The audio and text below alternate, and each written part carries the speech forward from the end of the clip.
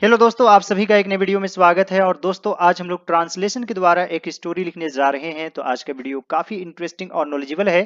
कृपया इस वीडियो को पूरा जरूर देखिएगा। और दोस्तों, उससे पहले कुछ इंटरेस्टिंग इंग्लिश वर्ड सीख लेते हैं, वो भी एक खास अंदाज में, ऐसे अंदाज में कि आप कभी नहीं भूलेंगे। दोस्तों, जैसे अटर, मटर, चैटर और पैटर। अटर, मटर, चैटर, पैटर। कितना सिंपल है दोस्तों, याद करना बहुत ही आसान है। अटर, मटर, चैटर एंड पैटर। अटर का मतलब होता है मुंह से कोई भी निकला हुआ शब्द। Don't utter out any word, यानी अपने मुंह से कोई शब्द मत निकालो। मटर का मतलब होता है मन ही मन बड़बड़ाना। और चैटर का मतलब होता है बकबक करना।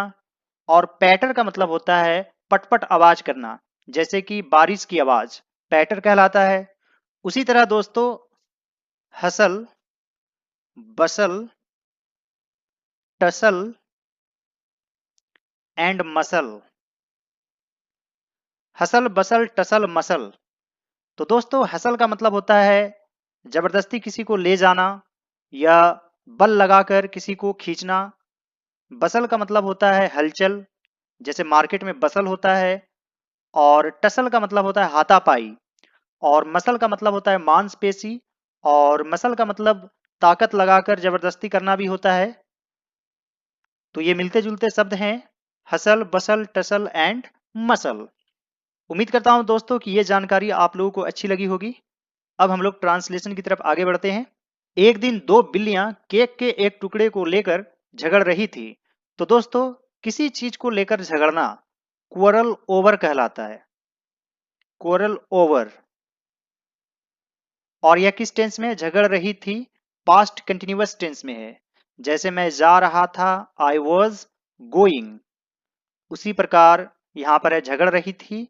और यहां पर दो बिल्लियां सब्जेक्ट है, एक से अधिक है, इसलिए वर यूज करेंगे। तो यहां पर लिखेंगे एक दिन, यानी कि one day. Two cats were quarreling over the piece of a cake. One day, two cats were quarreling with the piece of a cake. एक ने कहा यह उसका था क्योंकि वह पहले इसे देखी थी। एक ने कहा, यानी कि वन सेड, यह उसका था, इट वॉज हर्स। दोस्तों, जब भी लास्ट में हर, योर या माई आएगा तो माइन में चेंज हो जाएगा। और हर, हर्स में, योर, योर्स में। जैसे यह मेरा था, इट वॉज माइन। जैसे यह उसका है, इट इज हर्स। और लास्ट में हिज भी आ सकता है, लेकिन हिज में और कुछ एक्स्ट्रा चीज नहीं लगता है, हिज हिज में ही रहता है। लेकिन हर में यहाँ पर एस ऐड कर देते हैं, इट इज हर्स। तो उसी प्रकार यहाँ पर इट वाज हर्स। दोस्तों, खासतौर से स्टोरी में किसी भी जानवर को हम इंसान की तरह ही मानते हैं, इसलिए सी, हर वगैरह यूज होता है। वैसे जानवरों के लिए इट का भी यूज होता है। One said it was hers, यह उसका था क्योंकि वह पहले इसे देखी थी। Because she saw it first. One said it was hers because she saw it first. दूसरे ने कहा यह उसका था क्योंकि यह उसे पहले मिला था। दी अदर सेड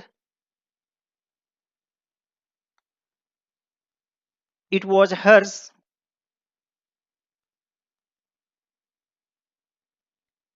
बिकॉज यह उसे पहले मिला था। She got it first. The other said it was hers because she got it first. एक बंदर ने दोनों को झगड़ते हुए सुना। A monkey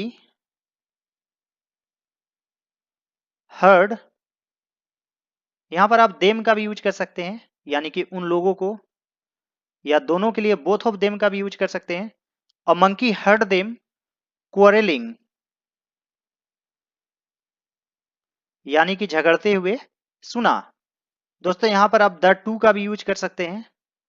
a monkey heard the two quarrelling. बिल्लियों ने बंदर से इस मामले का निर्णय करने को कहा। द कैट्स, दोस्तों यह सिंपल पास्ट टेंस में है और यहां पर आस्क्ड यूज करेंगे। The cats asked the monkey to decide the case.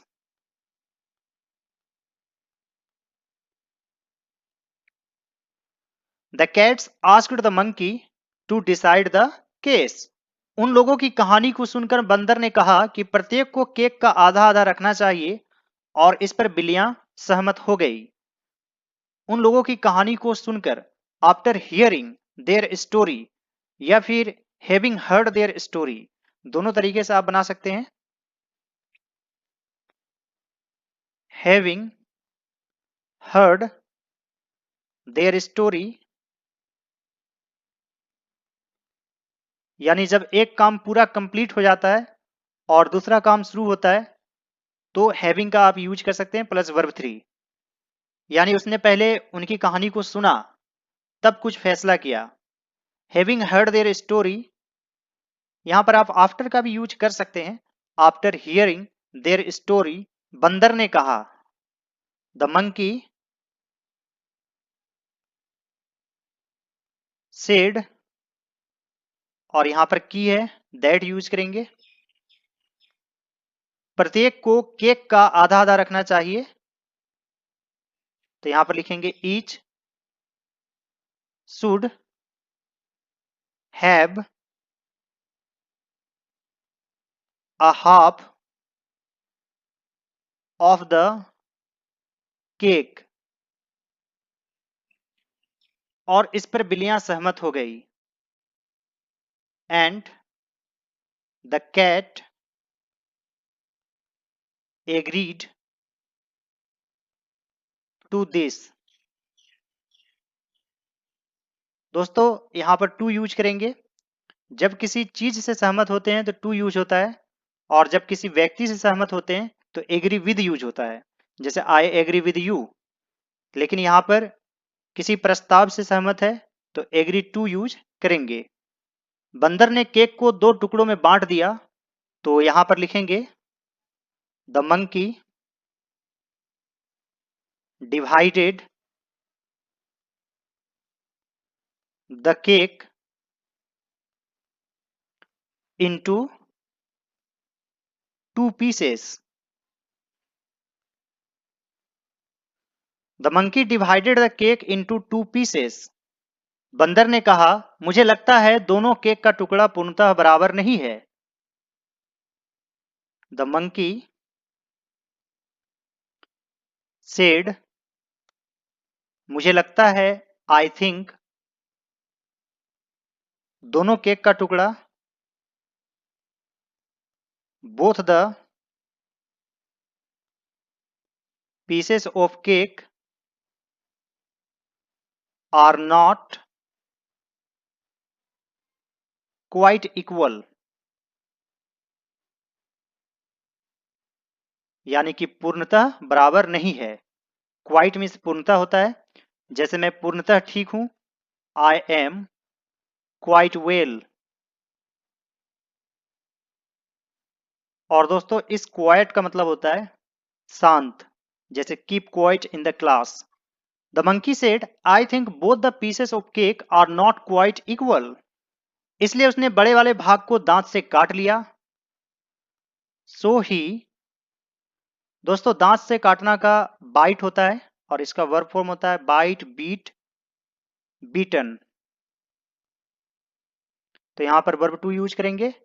So he beat, और दोस्तों काट कर अलग कर देना, आप ऑफ भी ऐड कर सकते हैं। So he bit off the bigger part of the cake.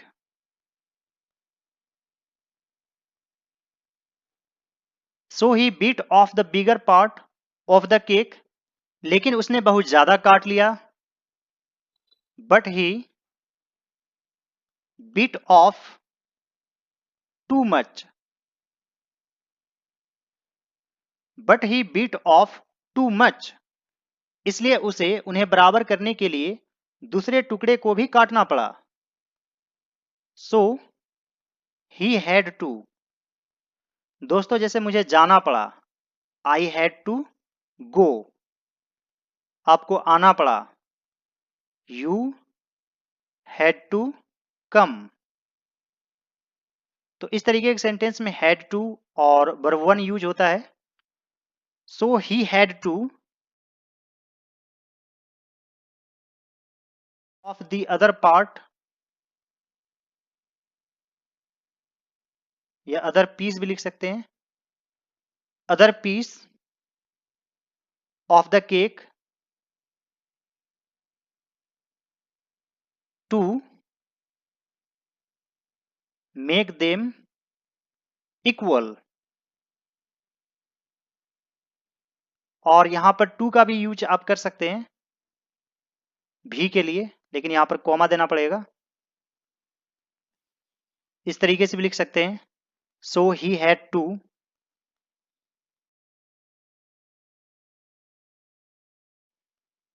The other part as well. यहां पर आप एज वेल का भी यूज कर सकते हैं, टू मेक देम इक्वल।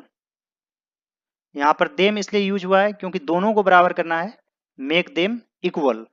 यह प्रक्रिया जारी रहा, this process continued,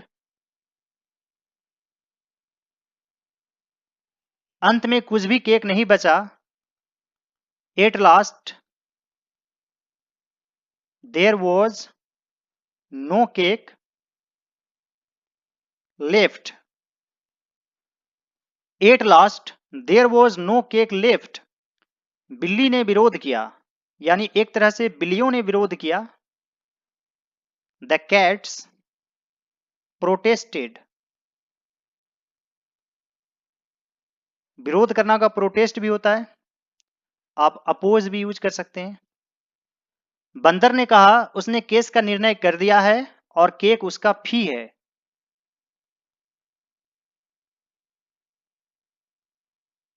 the monkey said, उसने केस का निर्णय कर दिया है, he has decided the case,